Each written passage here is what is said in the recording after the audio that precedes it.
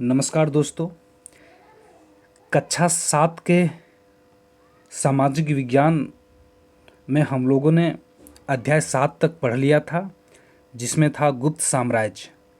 और आज से हम लोग अध्याय 8 को शुरू करेंगे। और इसमें आज हम लोग पढ़ेंगे भौगोलिक क्षेत्र कैसे पावन होते हैं। जिस तरह पिछले क्लास को हम लोग 3-4 पार्ट में समाप्त किया था, उसी तरह इसको भी जितना क्लास लेना पड़े हम लोग लेंगे। और कुछ पार्ट में हम लोग इस अध्याय को देखेंगे। तो आज हम लोग अध्याय 8 पढ़ेंगे, जिसमें हम लोगों का जो टॉपिक का नाम है वो है, अध्याय का जो नाम है वो है भौगोलिक क्षेत्र कैसे पावन होते हैं। कक्षा को स्टार्ट करने से पहले, क्लास को शुरू करने से पहले आपसे एक रिक्वेस्ट है कि कृपया इस चैनल को सब्सक्राइब कर दें, ताकि हम प्रोत्साहित होकर आगे का क्लास अपलोड करना जारी रख सकें। तो आज का क्लास है भौगोलिक क्षेत्र पावन कैसे होते हैं। इस अध्याय को शुरू करने से पहले, क्लास को प्रारंभ करने से पहले, जैसा कि हम लोग प्रत्येक अध्याय में एक कथन को देखते हैं, तो आइए देखते हैं आज का कथन क्या है।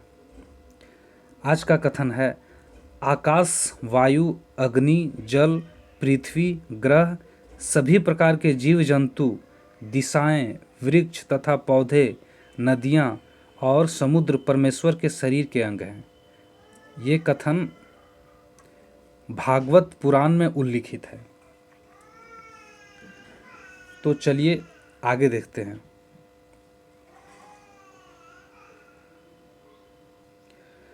आगे बढ़ने से पहले हम लोग इस अध्याय में किन प्रश्नों का उत्तर ढूंढेंगे, महत्वपूर्ण प्रश्न क्या हैं, वो चीज़ हम लोग आज देखते हैं। तो आज का इस अध्याय का महत्वपूर्ण प्रश्न क्या है, आइए देखते हैं। और यही प्रश्न जो हैं, इसको हम लोग पूरे अध्याय में पढ़ने की कोशिश करेंगे। तो पहला प्रश्न है, पावनता क्या है। हम लोग आज जानेंगे कि आखिर पावनता है क्या। दूसरा, भूमि कैसे पावन हो जाती है। तीसरा, पावन स्थल और तीर्थ स्थल का अंतर संबंध किस प्रकार मानव जीवन और संस्कृति से जुड़ जाता है। पावन भूगोल ने भारतीय उपमहाद्वीप के सांस्कृतिक एकीकरण में किस प्रकार की भूमिका निभाई है। इन प्रश्नों का ही उत्तर हम लोग इस अध्याय में जानने की कोशिश करेंगे।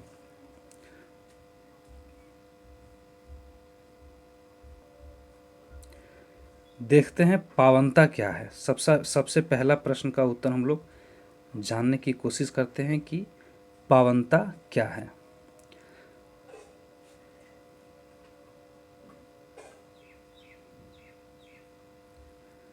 पावनता के अनेक अर्थ हो सकते हैं। इस अध्याय के सीमित संदर्भ में पावनता का तात्पर्य उन समस्त धार्मिक एवं आध्यात्मिक भावों से है जो पावन और दिव्य हों तथा आदर एवं श्रद्धा के योग्य हों। किंतु इसका आधार क्या है।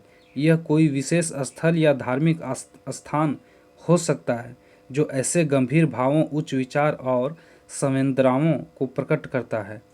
जैसा कि हम इस अध्याय में देखेंगे, यह किसी विशेष प्रकार की यात्रा हो सकती है, सामान्यतः तीर्थ यात्रा, जो किसी विशेष मार्ग से होकर गुजरती है।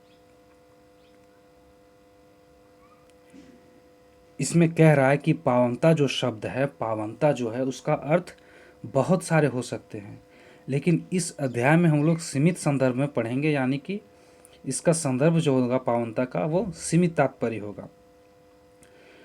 और उन समस्त धार्मिक एवं आध्यात्मिक जो भाव है, उसको हम लोग पावनता के रूप में देखेंगे। यानी पावनता क्या है। पावनता का सीमित संदर्भ में अगर हम लोग तात्पर्य निकालें, उसका मतलब निकालें, तो होगा समस्त धार्मिक एवं आध्यात्मिक जो भाव होंगे, उसे ही हम लोग पावनता कहेंगे, जो पावन और दिव्य हों तथा आदर एवं श्रद्धा के योग्य हों। और वो ऐसे भाव जो पावन भी हों और दिव्य हों और जो आदर तथा श्रद्धा के योग्य हों। लेकिन इसमें कह रहा है कि आखिर इसका आधार क्या होगा। तो आधार कोई विशेष स्थल भी हो सकता है, कोई धार्मिक स्थल हो सकता है जो गंभीर भावों और उच्च विचार जैसे संवेदनाओं को प्रकट करता हो। जैसा कि हम इस अध्याय में देखेंगे और इस अध्याय में इसी चीज़ को हम लोग देखेंगे, किसी विशेष प्रकार की यात्रा करेंगे और ये यात्रा कहीं कि सामान्यतः तीर्थ यात्रा होगी जो एक विशेष मार्ग से गुजरेगी।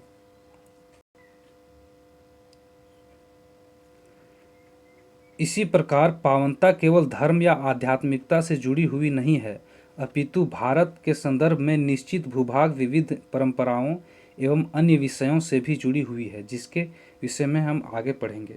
और कह रहा है कि इस प्रकार जो पावनता है केवल किसी विशेष खास धर्म से नहीं जुड़ा होगा और ना ही किसी आध्यात्मिकता से जुड़ी होगी, बल्कि ये भारत के संदर्भ में निश्चित कोई भूभाग है, विविध जो परंपराएं हैं भारत के और अन्य जो विषय हैं उससे जुड़ी हुई हैं, जिसके विषय में हम लोग आगे पढ़ेंगे।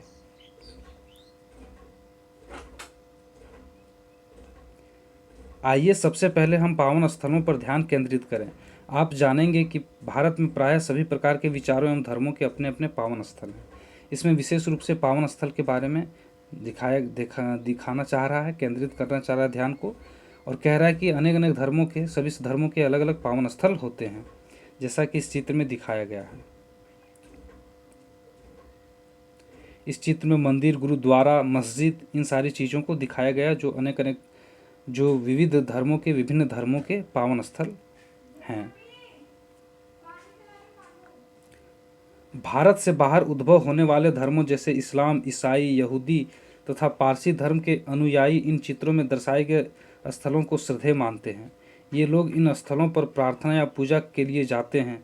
अन्य पंथों के लोग भी इन स्थलों पर जाते हैं, जिनमें राजस्थान का अजमेर शरीफ तथा तमिलनाडु का वेलांकन्नी चर्च विशेष रूप से प्रसिद्ध हैं। विशेष अवसरों पर श्रद्धालु पावन स्थलों की तीर्थ यात्रा करते हैं। कह रहा है कि जो धर्म भारत से बाहर उद्भव हुए हैं, जिस धर्मों का उत्पत्ति भारत के बाहर हुई है, जैसे कि इस्लाम, ईसाई, यहूदी और पारसी धर्म, इसके जो अनुयायी होते हैं, इसको जो इस धर्म को इन धर्मों को जो मानने वाले होते हैं, वो निम्न जो आगे हम लोग चित्र देखें उन स्थलों को श्रद्धेय मानते हैं, पूजनीय मानते हैं। और ये लोग इन स्थलों पर प्रार्थना करते हैं और पूजा के लिए जाते हैं। और इन जगहों पर, इन धार्मिक जगहों पर अन्य पंथों के लोग भी जाते हैं, जिनमें से राजस्थान का एक अगर देख लें अजमेर शरीफ और तमिलनाडु का वेलांकनी चर्च जो है विशेष रूप से बहुत प्रसिद्ध है और यहाँ अन्य धर्मों के लोग भी जाते हैं। विशेषकर अवसरों पर श्रद्धालु इन पावन स्थलों की तीर्थ यात्रा करते हैं।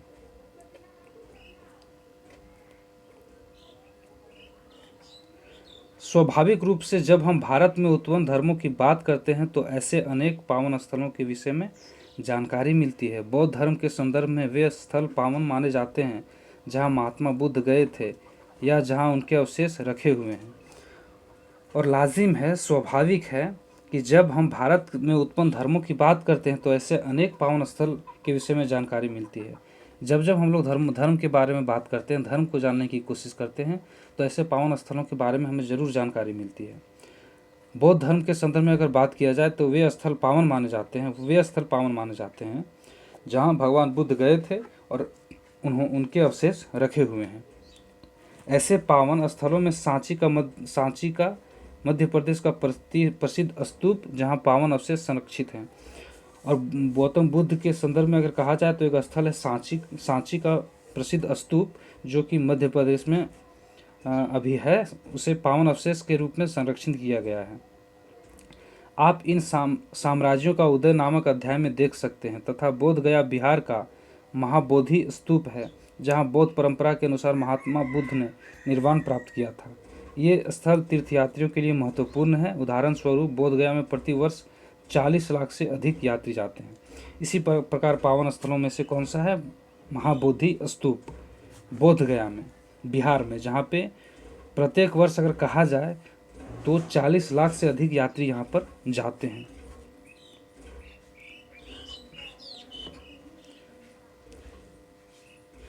सिख धर्म में तख्त अध्यात्म का आधिकारिक केंद्र है। सिख धर्म में तख्त जो है वो अध्यात्म का एक आधिकारिक केंद्र है। उदाहरण के लिए तख्त श्री पटना साहिब, अकाल तख्त स्वर्ण मंदिर अमृतसर में है तथा तख्त श्री केसरगढ़ साहिब जो आनंदपुर में है।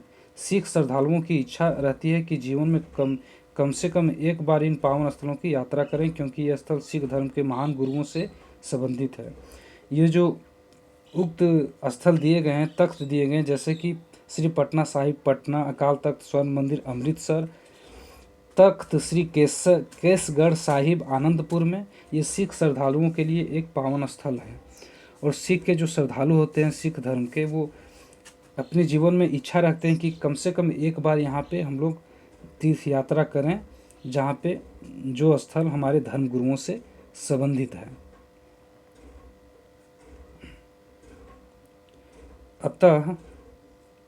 अतः इन स्थलों का उनके जीवन में विशेष महत्व है।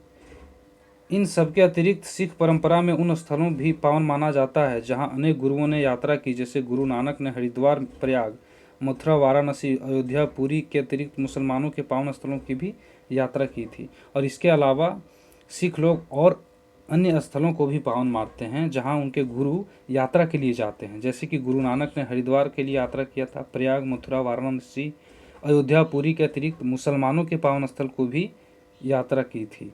किसने? गुरु नानक ने। और वहाँ भी उन स्थलों को भी लोग पावन मानते हैं सिख के अनुयायी।